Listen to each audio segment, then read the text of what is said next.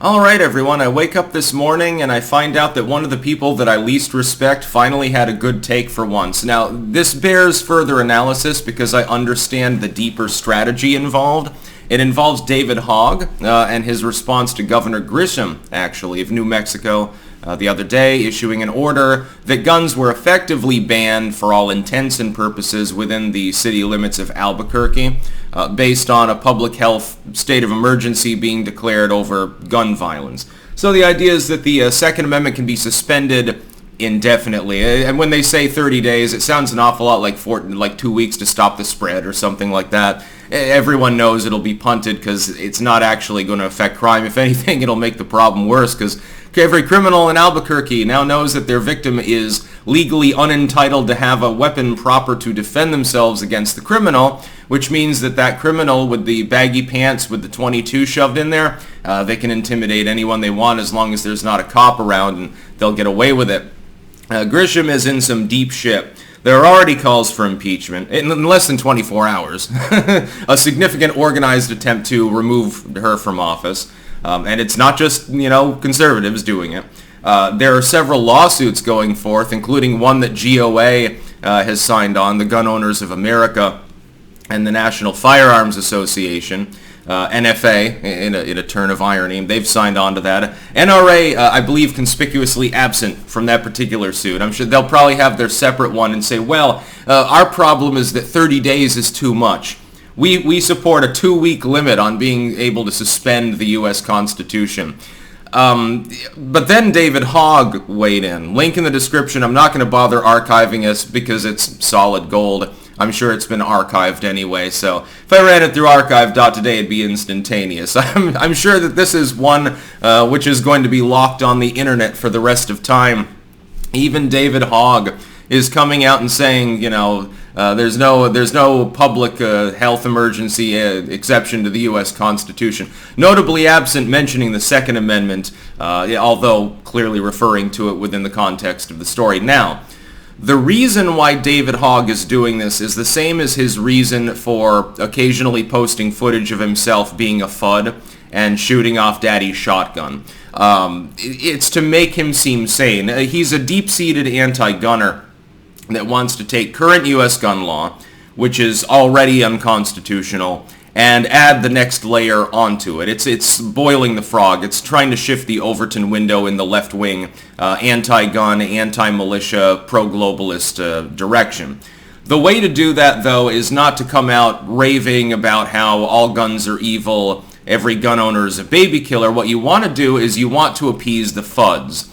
The FUDites, as I call them, although they're more commonly just referred to as FUDs, I prefer the FUDite term because it's more fun. The idea is somebody who supports the right to keep and bear arms, but they were really just for hunting and you don't need an AR-15 to hunt. That's the whole goal. He's trying to get in with them for strategic purposes. Effectively, Davidhogg could end up becoming the next leader of the NRA because that's basically what they stand for. While they talk a big game, they don't do anything like Gun Owners of America and similar groups with regards to actually defending the Second Amendment, nor do they do what GOA and NFA do with regards to existing gun control, which is support moves like the Bruin decision to actually strip back anti-gunnery. That's what I support. I could go even further than some of them. I think there should be no gun control at all in the United States, nor weapons control in general. Simply ignore the issue. If somebody uses a firearm or a knife or something like that for an illegal purpose, so they've killed someone, they threatened to kill someone, they attacked someone, okay, prosecute them.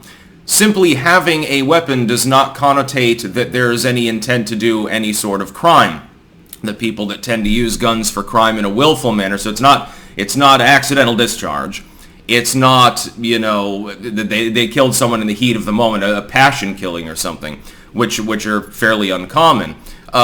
Generally, it's gang crime. That's what Davidhogg, of course, ignores. Grisham is ignoring it, too, with her particular executive fiat, which will probably be injuncted within the next 72 hours. I mean, when Monday begins, probably when a court convenes, they'll injunct it immediately.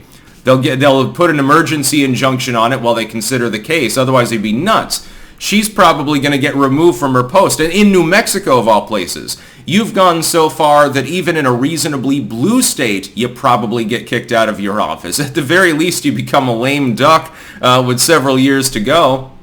I don't even know what the point of doing this was. I think the idea was to go really, really far left on the issue and hope that the largely blue Albuquerque voters will pile aboard and say, oh, well, she's trying to do something about the gun crisis in this city. Thank goodness for Governor Grisham. Well, that's not exactly what happened. If anything, we might be seeing one of the greatest political strategic blunders of the modern age. What I believe that this is about was voting. I believe it's about gobbling up support from the far-left anti-gunners more than anything else, as well as the bleeding heart think of the children crowd. But it's backfired. You've got forces both within and without New Mexico going completely apeshit on the issue because the executive order that Grisham issued is so patently and self-evidently unconstitutional. I like when I see some of the accounts, some of the fence riders out there, supposedly, like the Krasensteins. They're far left. They pretend to be centrists. They're what passes for centrism among the far left today. Saying, well, we're not sure. I strongly urge looking into whether this is legal and constitutional or not, basically. Well, it's self-evident that it's not. You do not need to be a lawyer or a judge to understand that you can't suspend the Constitution because you've declared there to be a public health emergency in a unilateral fashion. That's not an executive privilege, Brian. It's just not. When Davidhogg sounds sane next to you, I think that's the strategic point. This is all carefully curated, and so really what we're seeing is a larger anti-gun strategy where some of the influencers are clearly being, played with behind the scenes, groomed effectively to peddle this line. Well, no, I'm not that far left. I'm not Grisham mode. I just believe in banning the AR-15 and, magazines of a modern quality and maybe semi-auto weapons in general, and I think that you have to be 21 to be part of the militia, and which would necessitate raising the voting age, by the way, David, just to be constitutionally clear, and half a dozen other things. But I'm actually pro-gun. See, I've got my shotgun here, my old double-barreled shotgun that Grandpappy gave me back in, he bought it in the 1950s. It's futtery. That's the strategic side. But just for a moment, we can bask in the hilarity that is Davidhogg, one of the most premier anti-gun freaks of nature out there, calling out the New Mexico governor for going so far off the deep end that even the leftoids really are shaking their heads right now. I think that it could become, by the way, an election issue. If the Republicans are smart, they'll capitalize upon this. And they say, look, this is basically what the Democratic Party wants nationwide. They're telling you that they don't want to take your guns, but then they're quite literally taking your guns because you can't do anything with them. Some people don't even have their own property. They fucking rent or something like that. So effectively, they've been disarmed in this entire city. Now, will the Republicans be smart enough strategically to do that and then not completely fly the coop? Probably not. They're Republicans. They're the short bus riders of the political world. If the Democrats are an evil mafioso organization, the Republicans tend to be the short bus. And by the way, some of them aren't riding the short bus. They're part of that mafia organization as well. They're just plants on the short bus. The people who sit in back, cloistered away from the drooling children who are actually smart but ride it anyway just to keep tabs on what's going on. It is really mafioso when you think about it. It's basically infiltration. It's called the Uniparty.